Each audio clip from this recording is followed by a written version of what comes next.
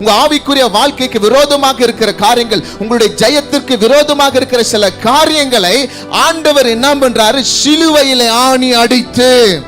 அல்ல அப்போஸ்தலனாகிய பவுல் சொல்றாரு கொலோசியர் சபைக்கு, நீங்க ஏன்பா பயப்படுறீங்க? உங்களுக்காக ஒரு மரித்தவர் இருக்கிறார். உங்களுக்கு விரோதமாக, உங்களுக்கு எதிரடியாக இருந்த அனைத்தையும் ஹல்லேலூயா உங்கள் நடுவில் இல்லாதபடிக்கு எடுத்து சிலுவையிலே ஆணி அடித்து. ஹல்லேலூயா. ஆணி எதுக்கு அடிக்குவாங்க தெரியுங்களா? எதுக்கு அடிக்குவாங்க? பர்மனெண்டா க்ளோஸ் பண்ணாதான் ஆணி அடிக்குவாங்க. ஹல்லேலூயா. நீங்க கல்லறை தோட்டத்தில் புதைக்கும் பொழுது என்ன பண்ணுவாங்க? யாரும் ஸ்க்ரூ போட்டு என்ன பண்ண மாட்டாங்க, பாக்ஸை பதிக்க மாட்டாங்க. ஏன்னா ஸ்க்ரூ ஏன் போடுவாங்கன்னா மறுபடியும் ஓப்பன் பண்ணி எடுக்கலான்ட்டு தான் என்ன பண்ணுவாங்க, ஸ்க்ரூ போடுவாங்க. சில பர்மனெண்ட் காரியத்துக்கு என்ன பண்ணுவாங்க? ஆணி அடிப்பாங்க. ஹல்லேலூயா.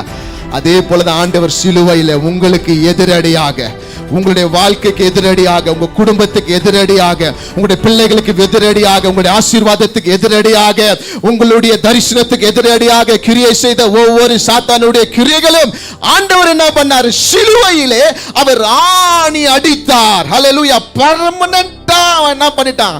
அவருடைய செயல்களை ஆண்டவர் உரிந்து விட்டாரு. ஹல்லேலூயா.